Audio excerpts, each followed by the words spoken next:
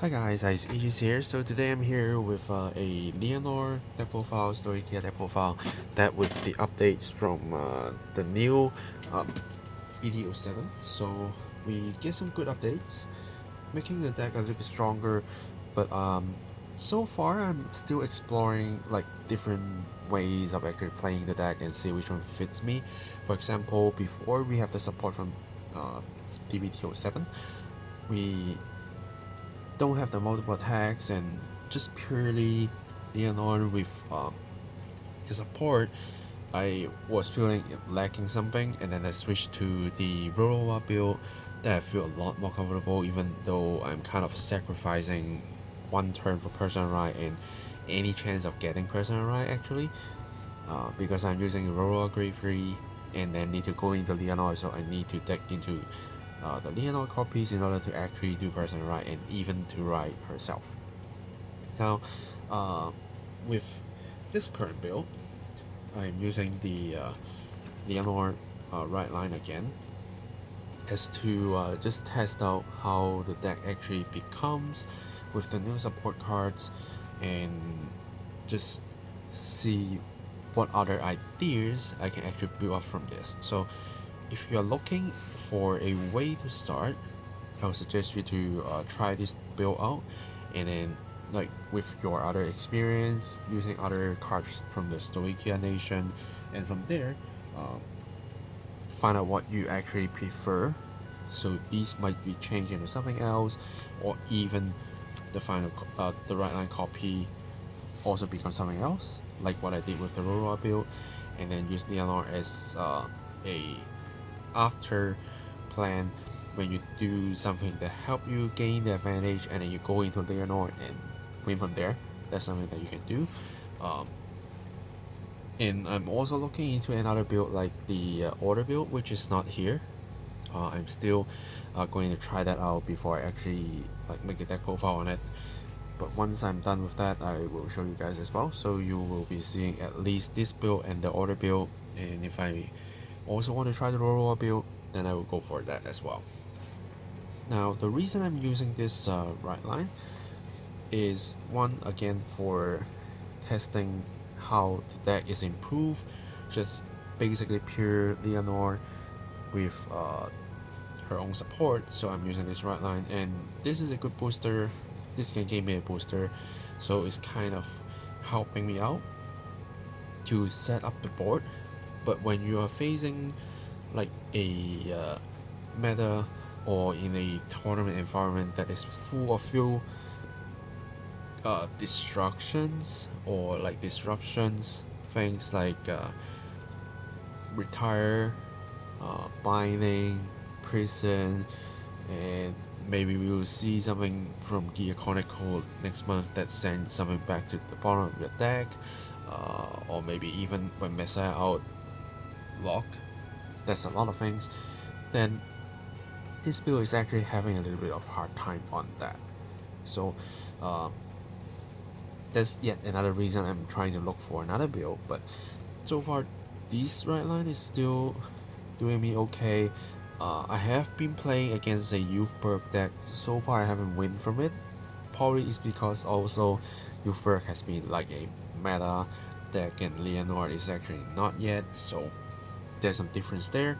But I did get like disrupt by sending a unit of mine back to the bottom of my deck, and then that caused a lot of troubles. So the right line is just like that, and we just let it be while we can gain booster.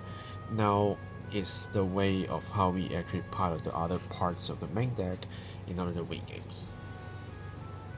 Okay, so first, 3 more Lianorns, so that we can do personal rides. We need souls to use our own skill as well, so that's something important. Also, for Lianorn, it's really up to you. Do you want to spam the counterblast to draw one card and call one back every single turn? Sometimes you don't, but most of the time you try to do that unless your CB is really tight and you need to save it for something else. Else, you probably will just go for it with a risk of having triple drive while drawing a card for a turn and drawing a card from there. That's 5 cards gone from the deck. So it's quite easy to deck out. So do expect yourself not playing a long game because you can't afford that for real. And then 4 of the Resonance Dragon, so this is a new support and the card that making Lianorn trying to climb up to the meta, which is not there yet but have the potential. So let's talk about Resonance. So the skill of Resonance is for during the turn, if you have boosted unit for 3 times or more, then this card will get plus 5k, which is quite easy to actually gain the power up. And then the second skill is when your Vanguard attack, when this unit attack the Vanguard and battle ends, if you have a Lianorn Vanguard and during this turn you have actually boosted a total of 5 times or more, you can kind of plus 1, put this unit into your soul and stand in regard basically. So this makes a 3-punch Lianorn deck into a actual 4-punch deck, and that makes a big difference because with in the past with Lianorn, our biggest attack is always our Vanguard attack and it has to be the first. So basically the sides are quite weak and we need to use a lot of cards to actually boost the attack up in order to just overcome when your big Vanguard attack hits in the defensive trigger and the other ones can't hit. That happens. But now you do have something to that adjusting the power, that's one thing. And the other thing is you actually get to restand in regard to do another punch. That's again important because as long as you get some triggers, what you are benefiting is not only one attack, now it becomes 2, because the effects that you apply to that regard, you can withstand with Resonance, and that benefit you gain from the trigger will carry on. Which also explains the weak point of this deck still, is it relies on triggers, both yours and your opponent's.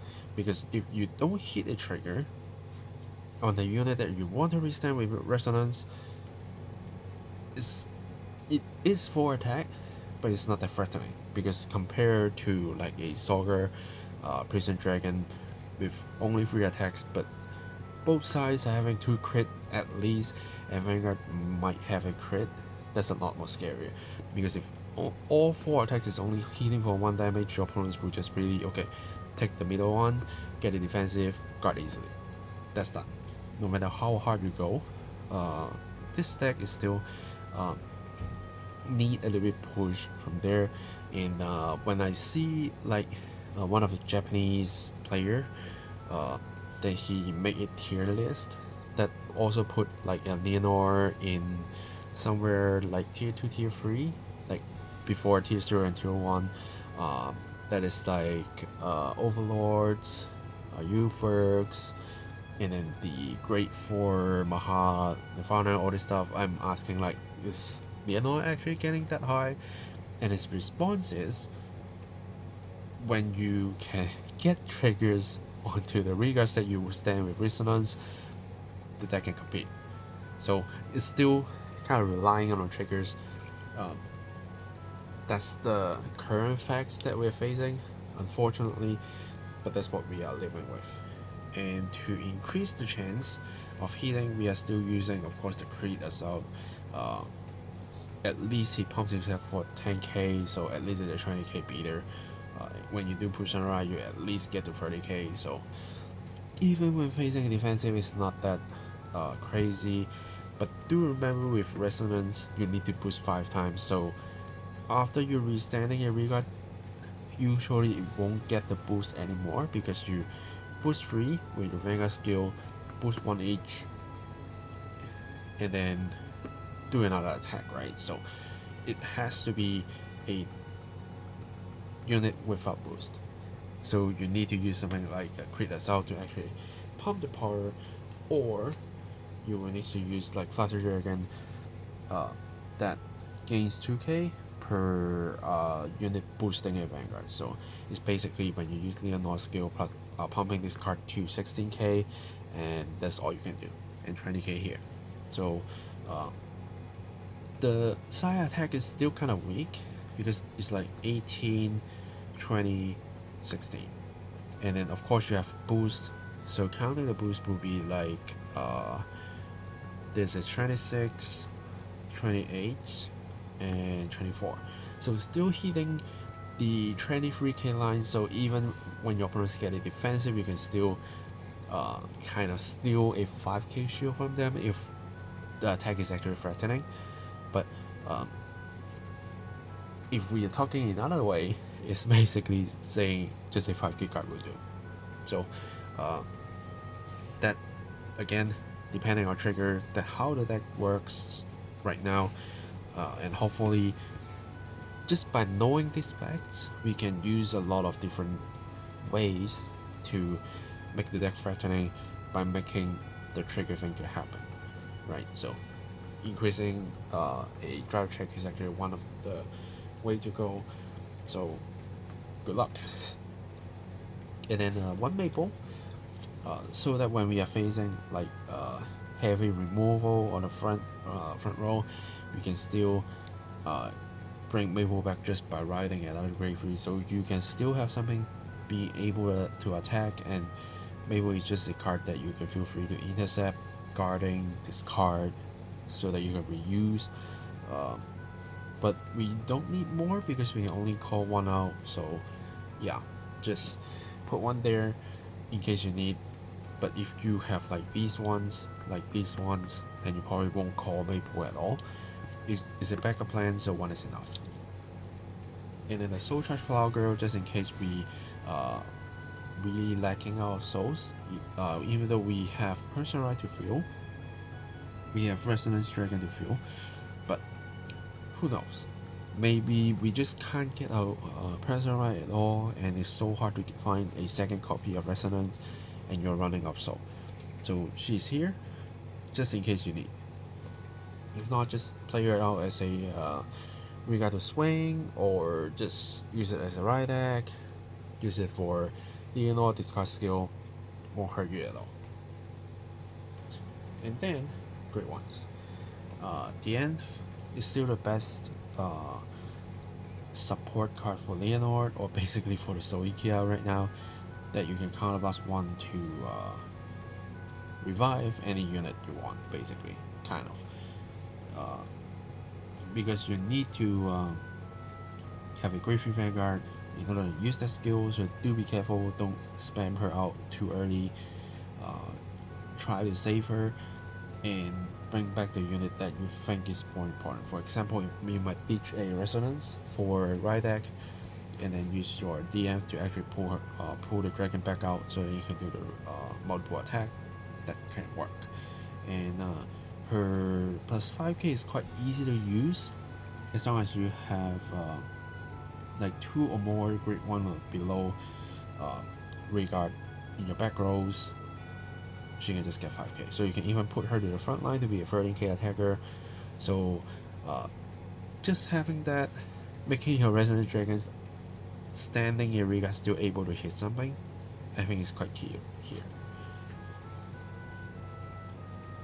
And then for Piana, I still prefer to use Piana for increasing souls. So it's just like the Flower Girl, and you actually get a chance to change one card from your hand plus 1 soul and turn into something else. It could be bad, it could be good. So I prefer to have that chance. I see people starting to like use less of her and trying to use something else, for example like the great ones that can just generate a plant token. That is also working, because when you are like lacking units on the field, having a plant token is actually helping you out. So if you want to try that, feel free to, but I prefer the kind of on heat pressure even early game, because your opponents won't want you to have a lot of souls, so you can just keep spamming the Lianorn skill just by ditching a card and boosting with 3 units, right? So that is still scary even with just 1 attack, so I am trying to apply the on hit pressure right here, and that's what I'm still using for the piano. And then the Amarie, so she is basically a 10k boost. I rarely use her draw-on skill, but if you really have that much resources to actually use it, feel free to, because that one draw might actually save your life sometimes. But for me, her main use is the 10k boost. And then 3 of the normal PGs and then 1 of the order PG, just because I have. And then 2 more orders. The new grade 1 order that usually used for Soger is basically the upgraded spiritual body condensation that you actually get to look into top 3 of a deck and put one down and then call one back. So you lose the 5k of course, but it's more kind of accurate on getting the pieces you want to complete the puzzle, so you have a good board and then just fight with it. Yeah. Now triggers. First, Stoic Over Trigger is still the most helpful one here, even though that like the generic one sounds more threatening in par, that even your resonance can be like 100 million and then your resounding regard can be 100 million, but the overall effects from Stoichia over trigger is actually helping out a lot, because you can put a crit to hit more damage while having 100 million, right? And you get the heal that sometimes saves you, you get the front that's also boosting the resonance dragon as well, and you get a draw. So far I still prefer to using the Stoichia over trigger in this build, and then the soul crit because the soul is important, and then 3 more crit to become 7 crits, 4 of the 10k draws that I am a little bit tempting to turn them into 20k fronts, but I see defensive is actually quite important, like in hand size and finding the pieces, so I'm still using 4 draws. But if you are trying to like try out something different, you can just Son of the Piano for the great one that generates plant tokens, and you can turn the draws into the fronts to have a different feel. And then 3 normal heals and 1 of the effect heals. In here I'm using the +1 crit because the decks that I'm facing here usually gain crits.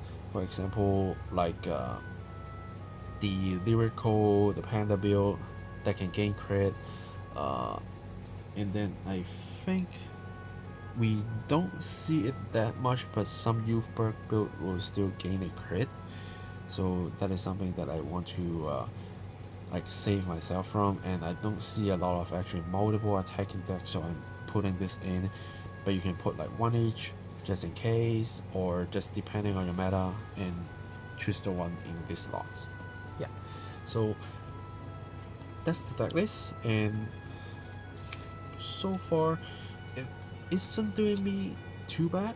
I have to say, it's not that bad, but when you're facing meta decks, you will always feel hard that the deck is kind of lacking something, and this is what makes those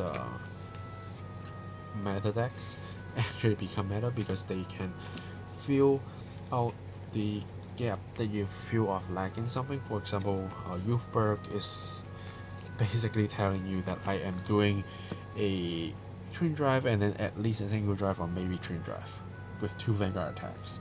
So the multiple attacks is actually more scary, and the benefit can actually brings to the regards.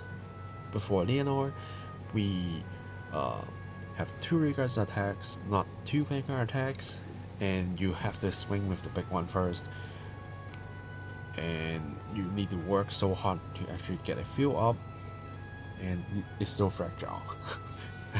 So I have to be honest, I like this deck.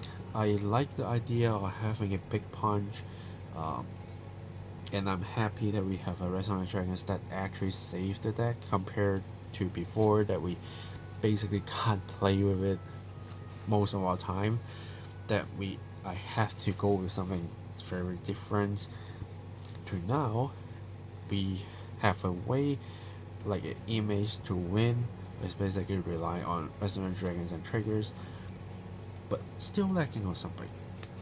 And from there, I will look into another build to show you guys onto what my actual findings become when upgrading this deck into something more with a like objective, because now it's just the objective for this deck is actually quite clear as well, which is again getting triggers on your withstanding units and withstand resonance.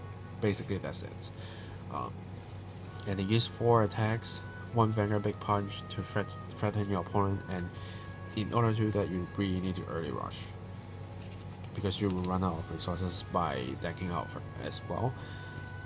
But I want to look into something that is more giving me room to fight against meta decks. I don't have to like win them every single game, but I still need to get myself like a feel that okay, maybe sometimes I misplay or something. It's just because of the trigger. I still have a way to win. I want to have this kind of feeling with Lianorn, and hopefully I can get there again, like the Roroa Lianorn that I went up to, and just stay tuned. Yeah.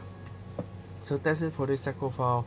Thanks for watching, guys. Subscribe to my channel for more deck profiles, and feel free to just check down my video list on like different deck fights, unboxings, different deck profiles, and just comment down below if you have any questions, any other cards that you might think of maybe useful. Feel free to drop them down. Maybe it helps me out. Maybe we'll see. Yeah, thanks for watching, guys, and I will see you guys in the next video. Signing off.